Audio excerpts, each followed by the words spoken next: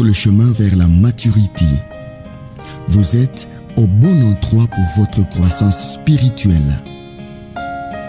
Ici, nous sommes convaincus qu'en écoutant et en lisant chaque jour la parole de Dieu, nous serons transformés à son image, grandir tel qu'il veut, être tel qu'il veut.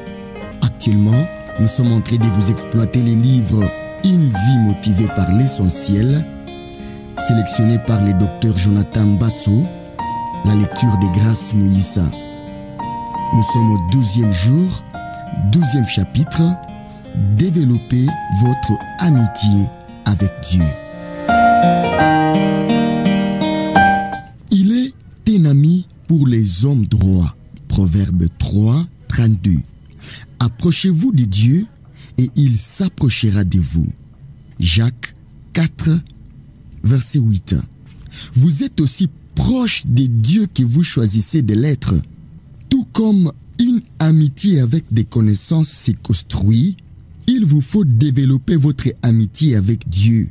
Cela n'arrivera pas par hasard et demandera du temps et de l'énergie. Si vous souhaitez tisser des liens plus étroits avec Dieu, vous devez apprendre à lui confier honnêtement vos sentiments, à compter sur lui lorsqu'il vous demande de faire quelque chose et à désirer son amitié plus que tout. Je dois choisir d'être honnête envers Dieu. Une amitié profonde avec Dieu repose sur une franchise absolue en ce qui concerne vos fautes et vos sentiments. Le Seigneur ne s'entend pas à ce que vous soyez parfait, mais il veut que vous soyez totalement honnête. Dans la Bible, aucun des amis de Dieu n'était parfait. S'il fallait devenir parfait pour être ami de Dieu, personne n'y parviendrait jamais. Heureusement, par la grâce de Dieu, Jésus est encore l'ami des pécheurs. Matthieu 11, verset 19. Dans la Bible, les amis de Dieu exprimaient franchement leurs sentiments. Ils se plaignaient souvent, faisaient des propositions, accusaient leur Créateur et discutaient avec lui. Toutefois, Dieu ne semblait pas troublé par leur franchise. Il l'encourageait même. Ainsi, l'Éternel laissa Abraham remettre en question la destruction de Sodome. Abraham insistant auprès de lui sur le monde de la négociation pour qu'il épargne cette ville.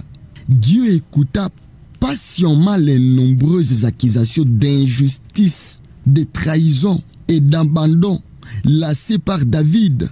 Il ne tua pas Jérémie lorsque ce dernier l'accusa de l'avoir trompé. Pendant son épreuve, Job eut le droit d'exprimer son amertume. Finalement, l'Éternel loua sa franchise et réprimanda ses amis pour leur fausseté. Il leur dit: je suis très en colère contre toi et tes deux amis, car contrairement à mon serviteur Job, vous n'avez pas parlé de moi avec droiture. Job priera pour vous. C'est par égard pour lui que je ne vous traiterai pas selon votre folie. Job 42, 7 à 8. Dans un exemple de franche amitié avec Moïse, Exode 33, 1 à 17, Dieu exprima sa colère contre les enfants d'Israël qui avaient désobéi. Il dit qu'il donnerait la terre promise aux Israélites selon sa promesse, mais qu'il ne marcherait pas avec eux. Dieu était fatigué de ce peuple et il fit part de ses sentiments à Moïse. Moïse s'adressa à Dieu comme à un ami et il répondit avec une même franchise: voici, tu me dis, fais monter ce peuple et tu ne me fais pas connaître qui tu enverras avec moi. Si j'ai trouvé grâce à tes yeux, fais-moi connaître tes voies. Considère que cette nation est ton peuple. Si tu ne marches pas toi-même avec nous, ne nous fais point sortir d'ici. Comment sera-t-il donc certain que j'ai trouvé grâce à tes yeux, moi et ton peuple? Ne sera-ce pas quand tu marcheras avec nous? L'Éternel dit à Moïse: je ferai ce que tu me demandes, car tu as trouvé grâce à mes yeux, et je te connais par ton nom. Exode 33, 12 à 17. Le Seigneur peut-il supporter une telle honnêteté de votre part? Absolument. Avec vos amis, vous parlez de tout ce que vous avez sur le cœur. Ce qui peut sembler audacieux, Dieu les considère comme authentiques. Il écoute les paroles passionnées de ses amis. Les pieux clichés ne l'intéressent pas. Pour être l'ami de Dieu, vous devez être honnête et lui dire ce que vous pensez vraiment, pas ce que vous croyez devoir penser ou dire. Il vous faudra sans doute confesser de la colère ou de la rancune contre Dieu pour les fois où vous vous êtes senti blessé ou déçu. Si nous n'avons pas assez grandi spirituellement pour comprendre que le Seigneur emploie tout pour notre bien, nous en voulons à Dieu pour notre apparence, notre milieu, nos prières sans réponse, nos blessures passées et d'autres choses que nous changerions si nous étions à sa place. Souvent, les gens accusent le Seigneur pour des blessures causées par d'autres. Cela provoque une rupture secrète avec Dieu.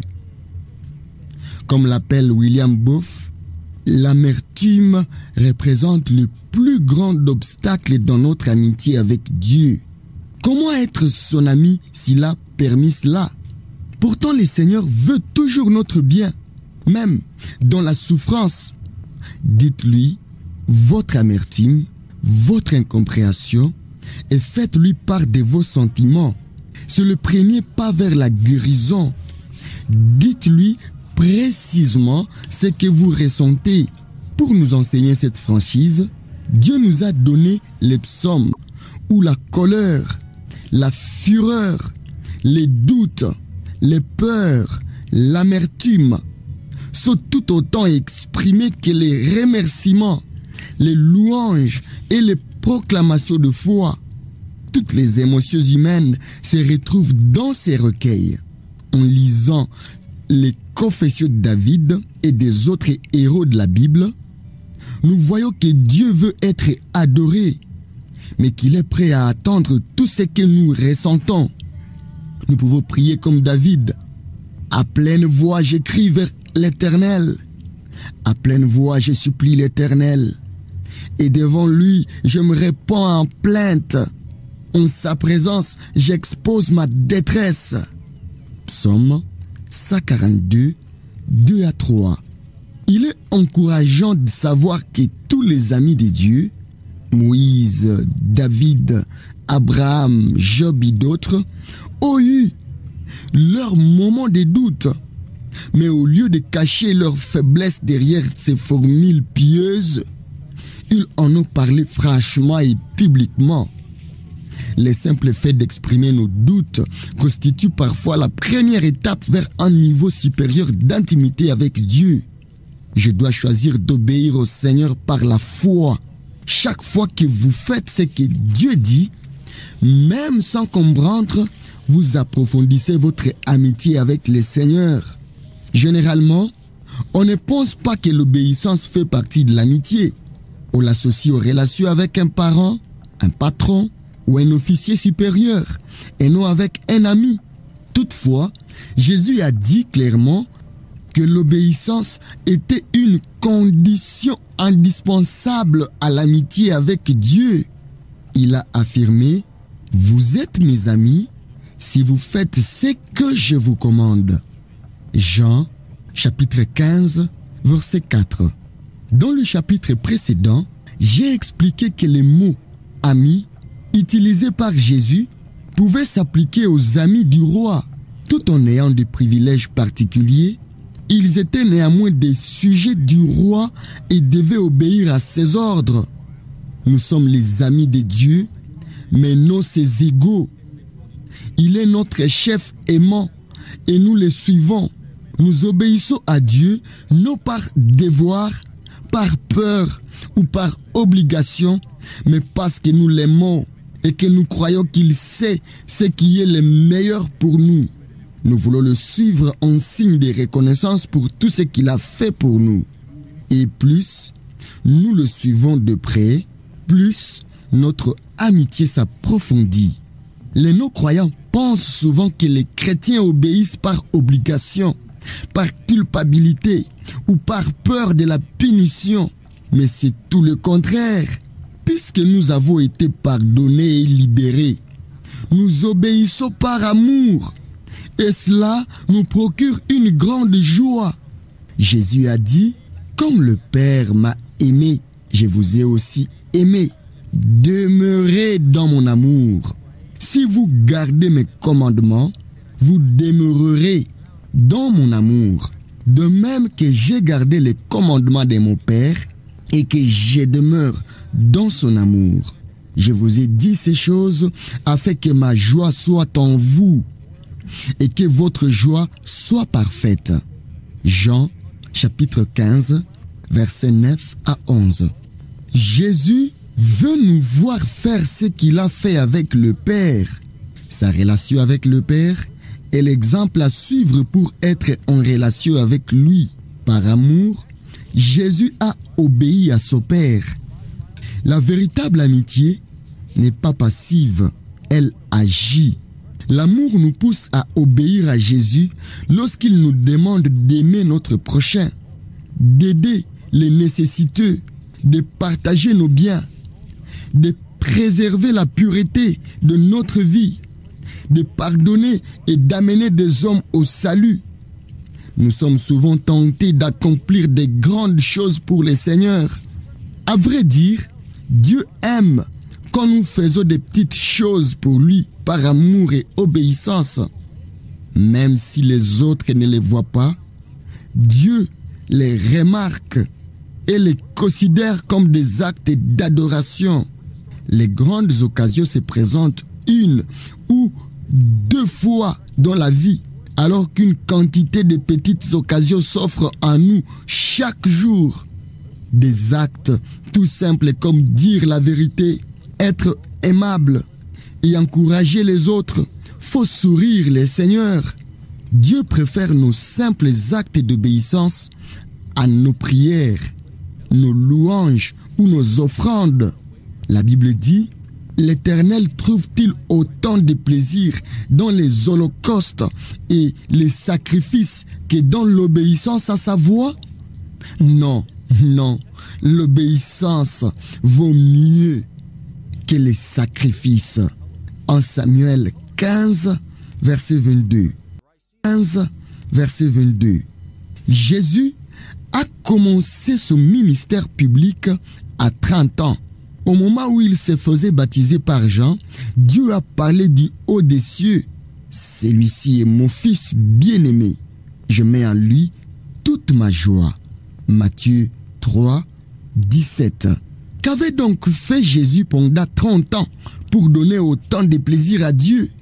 La Bible ne nous dit rien de ces années, sauf dans Luc 2, verset 51, puis il descendit avec eux pour aller à Nazareth, et il leur était soumis. Les 30 ans passés à plaire à Dieu sont résumés dans ces 3 mots. Il était soumis. Je dois choisir d'apprécier ce qu'il apprécie. C'est ce qu'il faut, les amis. Ils se soucient de ce qui est important pour leurs compagnons. Plus vous approfondissez votre relation avec Dieu, plus vous vous souciez de ce qui est important à ses yeux. Ce qui l'attriste vous rendra triste, et ce qui lui plaît vous réjouira. Paul en est le meilleur exemple. Les plans de Dieu étaient ce plan. La passion du Seigneur était sa passion. Car j'ai pour vous un amour qui ne supporte aucun rival et qui vient de Dieu lui-même. 2 Corinthiens 11, verset 2. David éprouvait les mêmes sentiments. L'amour que j'ai pour ta maison est en moi comme un feu qui me consume, et les insultes des hommes qui t'insultent sont retombées sur moi. Psaume 69, verset 10. De quoi Dieu se soucie-t-il? le plus du salut des hommes. Il veut retrouver toutes ses brebis perdues. C'est la raison pour laquelle il est venu sur cette terre. Voici les deux choses qui comptent le plus au cœur de Dieu: la mort de son fils et le fait que ses enfants transmettent cette nouvelle aux autres. Pour être un ami de Dieu, vous devez vous soucier de tous ceux qui vous entourent comme Dieu lui-même le fait. Les amis de Dieu parlent de lui à tous leurs amis. Je dois désirer l'amitié de Dieu plus que toute autre chose. Les psaumes donnent des exemples de ces désirs. David voulait connaître le Seigneur plus que tout. Il employait des mots tels que désir, soupir, soif, faim. Il se passionnait pour Dieu. Il disait: je ne demande qu'une chose au Seigneur, mais je la désire vraiment. C'est de rester toute ma vie chez lui pour jouir de son amitié et guetter sa réponse dans son temple. Psaume 27, verset 4. Dans un autre psaume, il affirme: car ton amour vaut bien mieux que la vie. Psaume 63, verset 4. Jacob souhaitait tellement que Dieu bénisse sa vie qu'il a lutté toute la nuit avec lui dans la poussière. Au matin, il a dit: je ne te laisserai pas partir avant que tu ne m'aies béni. Genèse 32, verset 26. Fait stupéfiant, le Dieu Tout-Puissant a laissé Jacob gagner. Dieu ne se met pas en colère lorsque nous luttons avec lui, parce que cela nous rapproche de lui et nous pousse à entrer personnellement en contact avec lui. C'est aussi le signe d'une relation passionnée qui fait plaisir à Dieu. Paul avait aussi un amour passionné pour Dieu. Rien ne comptait plus à ses yeux. C'était sa priorité absolue, son seul but, sa passion. C'est pour cela que Dieu a pu l'utiliser d'une façon si spectaculaire. Il a expliqué: tout ce que je désire, c'est de connaître le Christ et la puissance de sa résurrection, d'avoir part à ses souffrances et d'être rendu semblable à lui dans sa mort. Philippiens 3, verset 10. En réalité, vous êtes aussi proche de Dieu que vous choisissez de l'être.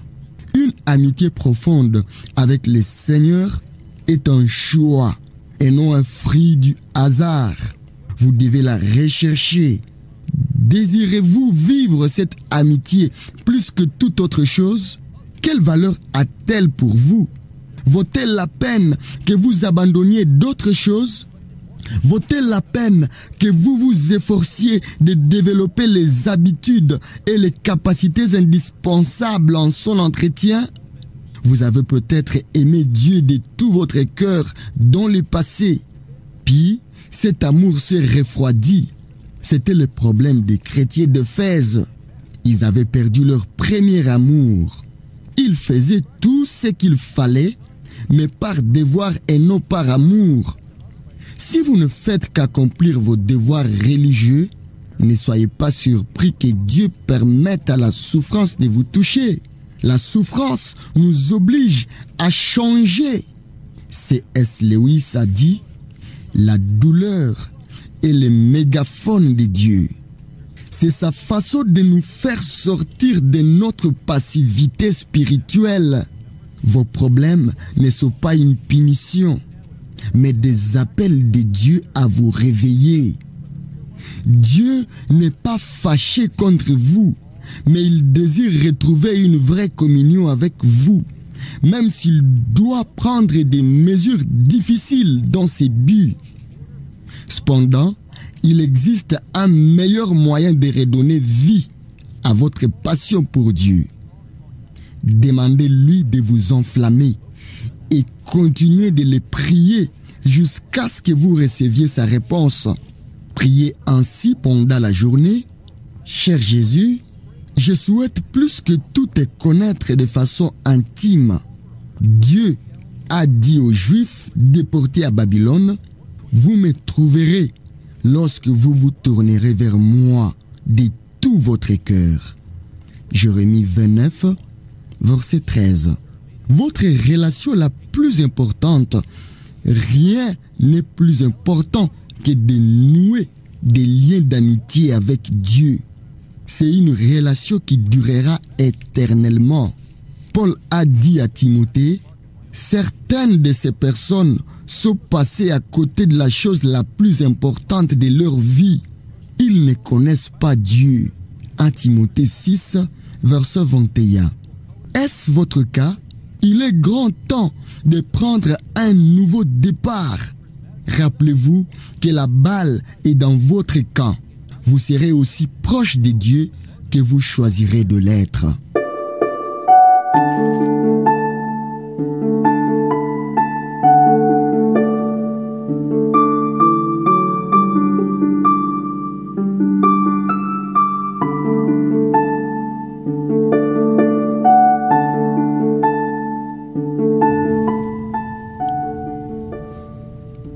Jour 12. Définir mon objectif et idée à méditer. Je suis aussi proche de Dieu que j'ai choisi de l'être. Verset à retenir. Approchez-vous de Dieu et il s'approchera de vous. Jacques 4, verset 8. Question à me poser. Quel choix pratique vais-je faire aujourd'hui pour me rapprocher encore plus de Dieu?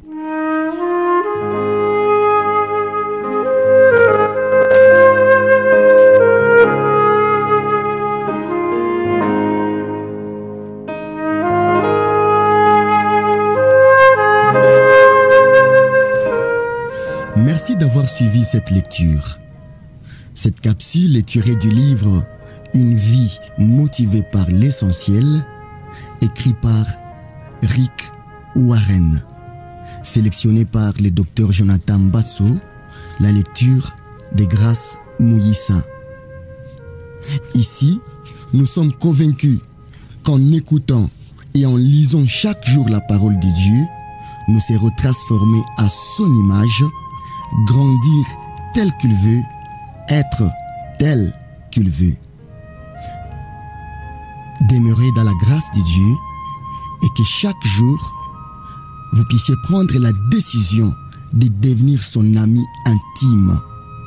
N'hésitez pas de partager ces messages avec vos proches, de vous abonner et de nous soutenir spirituellement que physiquement selon la direction du Saint-Esprit. Grâce et paix au Fils de Dieu.